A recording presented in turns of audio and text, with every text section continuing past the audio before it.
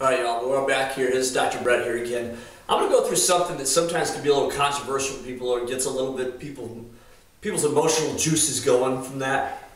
It basically is why we get sick. And along with that is what's all the propaganda crap that's out there right now about getting vaccines for this and vaccines for that. And again, I don't want to tell you what to do or anything like that, but I hope that this gets you thinking a little bit. That's all I'm asking you to do, is just think, make more conscious decisions in regards to your health and the health of your family. Don't just take something for granted just because mainstream media tells this, or even a healthcare provider, including myself. Don't take things for granted, make your own decision with it. So I just want to give you some analogies here a little bit in regards to how health actually occurs. And the thing I want you to understand, and this is something that I've kind of learned over the last decade plus of being involved in healthcare, is what is health?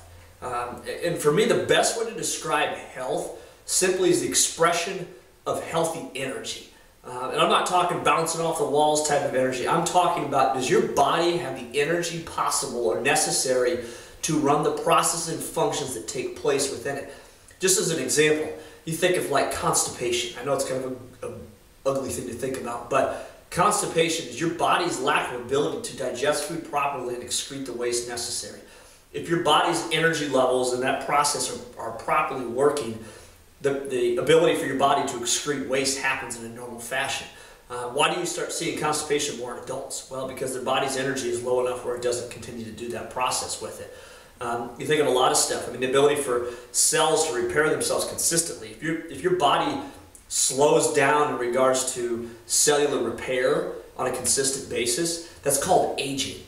And you age and those cells don't repair because of the fact your body's energy is not high enough to allow that process to take place. So when you start thinking about it, what things impede your body's energy levels with it? How about lack of sleep? Yeah, it sucks the energy out of you, not just from your cellular level, but it also sucks the energy out of you from a day-to-day standpoint. You're fatigued as time goes on. Lack of exercise. Do you have more energy after you exercise, or if you don't do squat for a week? You always feel better after you exercise. You gain more energy from it. So understand that. Same thing with food. If you put poor energy in your body, you get poor energy back out. What comes in, what goes out with it. So again, the currency I like to look at for health is energy. Any toxin you put in, what does that do to your body's vital energy? It brings it down. Any good thing that comes in, positive energy or positive emotions, for example, happiness, what happens to your body's energy? It goes up. If your stress levels are high, think of this is a perfect one. When your stress levels are high, what does it do to your body's energy? It zaps it in so many different directions because you get sick then. Stress levels go up, more likely to get sick because your body's energy basically goes down. Your immune system has no ability to fight anything. So that kind of leads back into this, is that I like to think of it as like basically a pot that you have that's here. That pot, you can either put stuff in or you can take stuff out.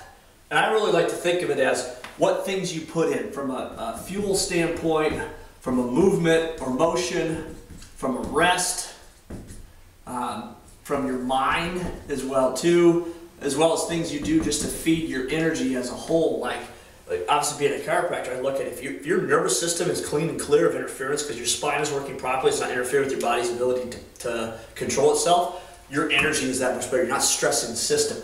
Versus things that go out, think of this, I mean, alcohol. Tell me what that does to your energy. Stress levels, like we talked about. Things go out as time goes on. Toxins you put into your system, kind of like alcohol and things like that. Lack of activity that happens as time goes on with it. Relationships, I mean, think of that in kind of with stress, but poor relationships in your life and how that affects your energy of your body. All that stuff starts to affect things that happen, that go on. Bad job. I mean, you look at how your job affects you. I mean, if you hate your job, you will get sick more.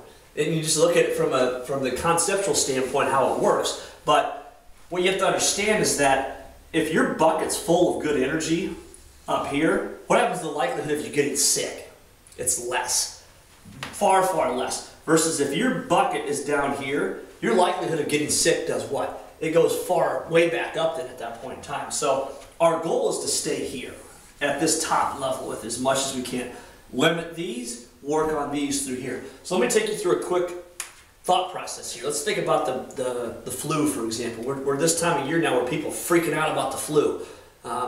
for whatever reason that is. I mean, we live in a society now where not many people, that they'll tell you scary statistics and say, you know, this many people die of the flu.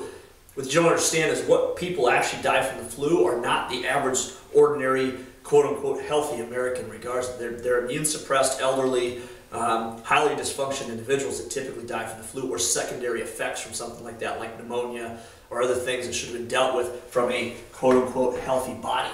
So most of the people I'm talking to right now, in most cases, from a general concept, you're pretty health conscious. You're making decisions to move further in that direction. So I get where you're at right now. We're trying to move even further in that spectrum by understanding how to think about it from this way. But let's take the flu and the flu shot, for example. We're in November right now. The flu shot is becoming more and more in our face all the time. It's been in our face since August even at this point in time. It's crazy if you ask me. But think about it. We get into the fall, weather starts to change. When you go from warm weather to cold weather, what does that do to the stress levels on your body from a physiological standpoint? It adds more stress to it. The change in temperatures is pretty dramatic in terms of what it does to your body. Your body has to work harder to keep its core body temperature up. Less energy for other functions like your immune system with that. So that therefore is one stress. Holiday season comes right around. What happens to people's stress levels? They go up. Family problems, work problems, financial problems. What do we do in terms of a food standpoint? Christmas cookies, eggnog, alcohol, you name it. We all do horrible. You do horrible, I do horrible this time of year. At least I'm getting better, I'd like to say, and hopefully you are as well too. What does that do to the energy levels of our bodies? It tanks these puppies as time goes on. So now all of a sudden, the end of January, the end of December rolls around, Christmas, Thanksgiving's rolled through, Christmas has gone through, all the holiday craps happen. Our body's energy is really low at that point. So what happens is our susceptibility. It gets really big at that point. It gets really high. Now all of a sudden, New Year's Eve comes around, what do? We go stay out till 2 o'clock in the morning, consume alcohol, get no sleep, eat like crap, and we get back up. What is the highest incidence of the flu from a statistical standpoint? Guess what time of year? The first 2 weeks of January. This stuff is documented through and through in general.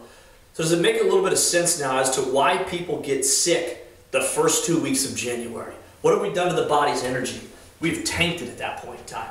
The unfortunate part is that our solution as a society, let's give somebody the flu shot in October, November to keep them from getting the flu. Think of it from this standpoint. You introduce a foreign substance into a person's body that they're unable to recognize, let alone an active virus that their body has to deal with. What's that called? That's a toxin at that point. What does that do overall, the ability for your body to fight anything?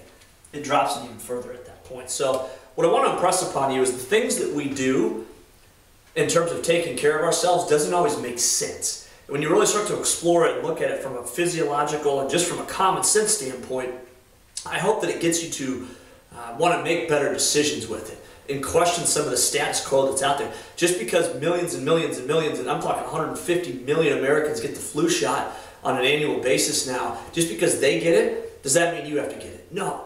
Ask the right questions with it. I mean, if you feel like it's the right decision, go for it, but make your own decision with it. Ask your healthcare provider about it with regards to it. But what I want you to focus on, the common sense thing, focus on this stuff. Add more here, big plus sign here, and a big negative sign here. Add less of this. So those two things in itself not only can keep the flu away from you, but it'll battle a lot of illnesses now, tomorrow, a year from now, and 50 years down the road with it.